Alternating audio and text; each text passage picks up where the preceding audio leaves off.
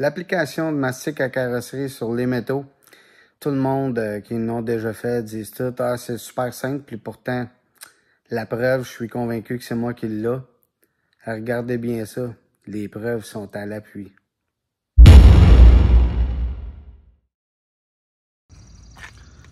Vous voyez ici un très bel exemple, mastic à carrosserie.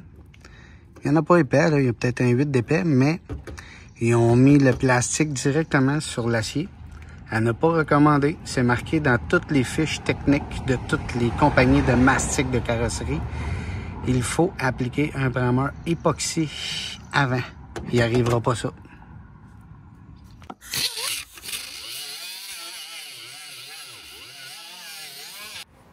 Moi, j'utilise toujours le KBS Clean, qui est un dégraissant à base d'eau primaire avant de mettre un phosphate de zinc.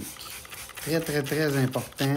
Ça nettoie la pièce en profondeur, puis pour traiter les métaux avec un inhibiteur de rouille.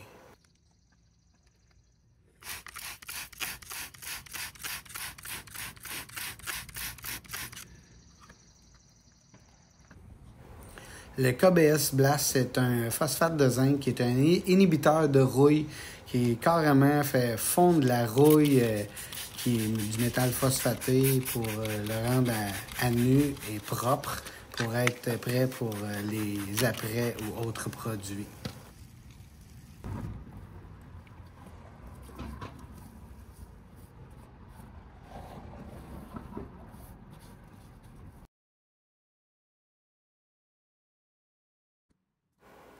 Maintenant, la méthode la plus simple et la plus efficace à long terme que j'ai trouvée, c'est des toiles flexibles qui ont comme une base d'époxy et de fibre de verre à l'intérieur de ça.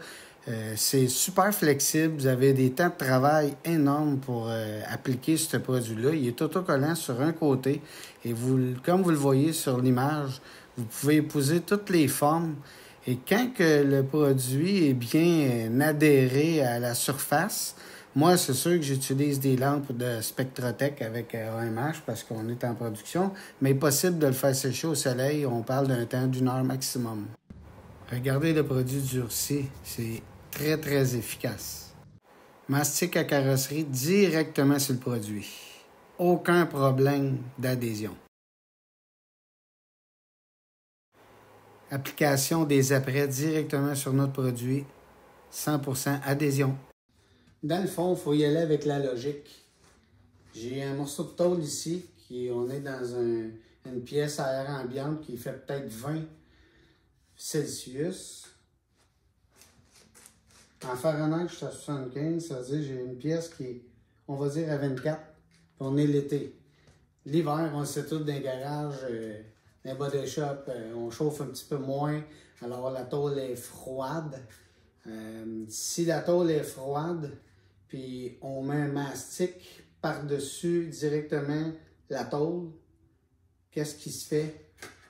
Il se fait de la condensation. Puis on sait qu'un mastic à carrosserie est un buvard. On sait que ça l'imbibe. Alors regardez qu'est-ce qui se passe. Je vais mixer du mastic.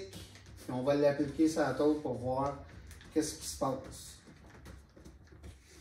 Vous voyez le durcissement du mastic. Ma tôle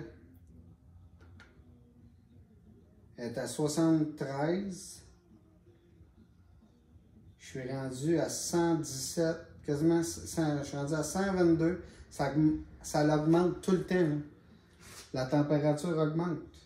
Plus qu'il n'y a pas de matériel, tu sais, je suis à 130 ici.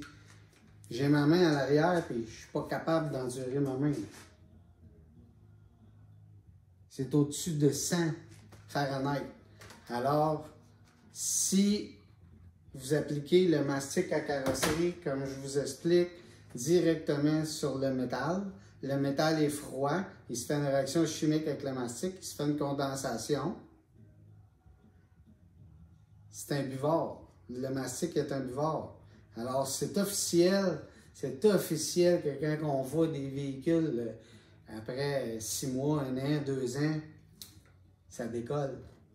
C'est sûr, s'il y a un problème, l'adhésion en dessous, il y a eu de la condensation. Quand il y a de l'eau, ça décolle puis on provoque de la rouille. C'est pas un anticorrosif, le mastic. C'est fait pour corriger des défauts. Alors, on doit appliquer un primer époxy en dessous de notre mastic à carrosserie quand c'est pour le métal.